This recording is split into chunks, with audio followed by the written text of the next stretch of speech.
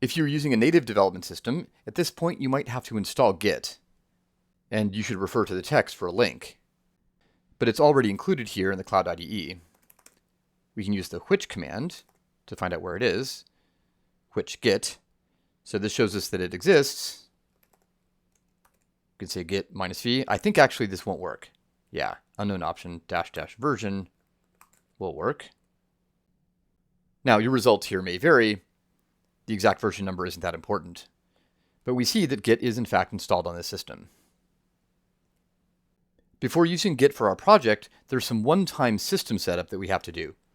So first we're going to configure the name and email address associated with our Git changes, called commits.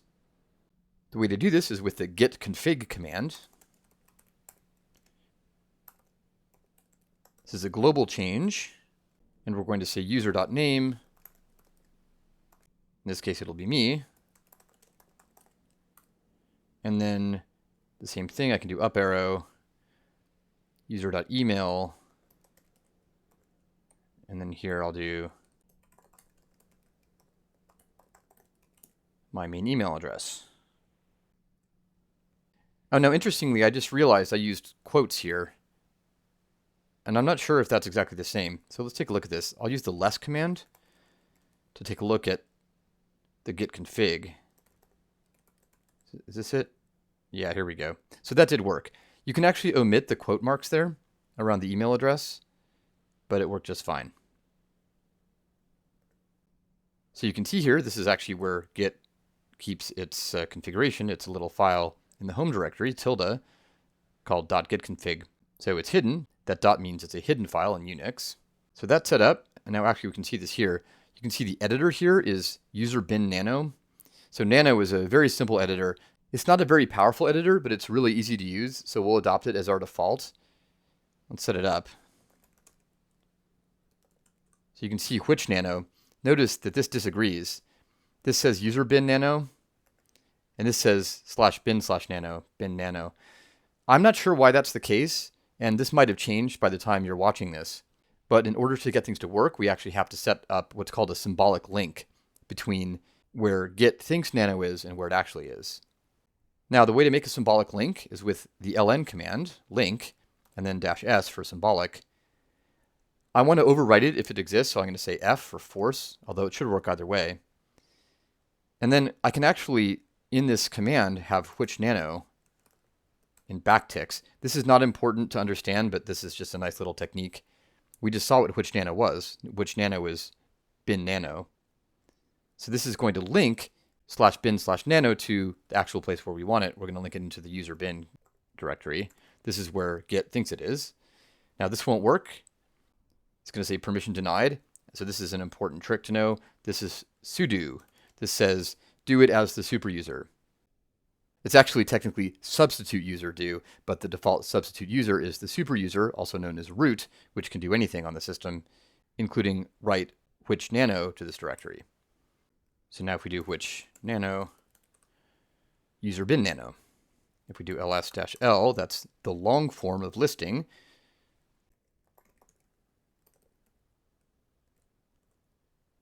We can see that it's actually a link to /bin/nano. I'm including these as a special bonus for the screencasts, but these are not details that are particularly important to know for Ruby on Rails web development. All right, the next step is to make one more configuration. It's optional, but it's really convenient. One of the things that Git is really good at doing is making branches, kind of like branches on a tree, where you can have a separate line of development that can then get merged back into the main trunk of the code. We'll see how to do this later in this section. Now the command to switch to a branch is called Git Checkout.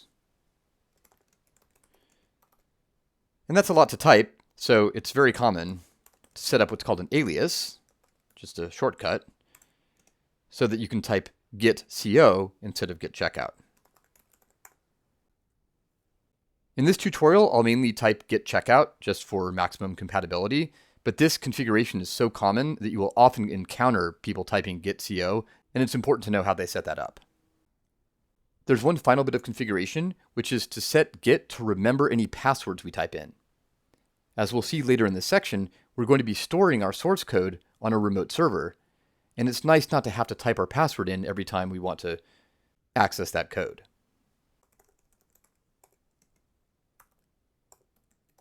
The way to do this is with a global configuration for credential.helper. We'll set a cache with a timeout of 86,400 seconds, which is 1 day. So that's the end of the one-time setup. Now we're going to do some setup for this repository specifically. We're already there.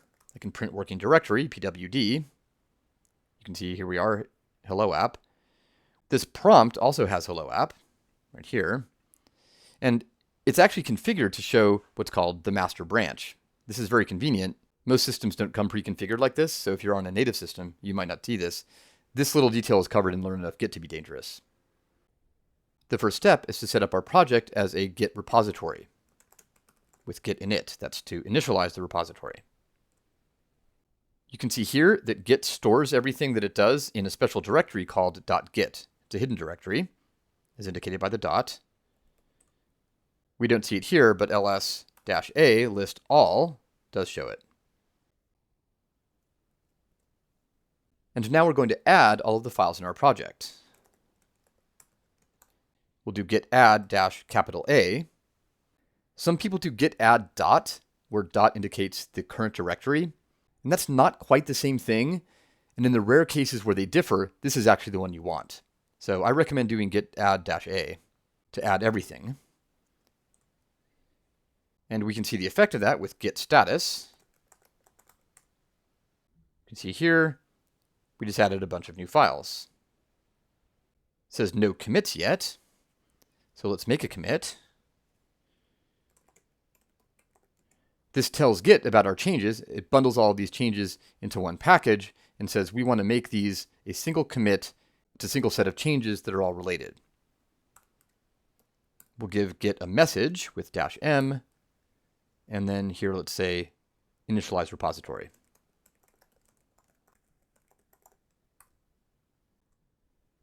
We can use git log to see the effect. And there's the commit, initialize repository, and it's identified by a so-called SHA. At this point, our system and our project are fully configured to use Git.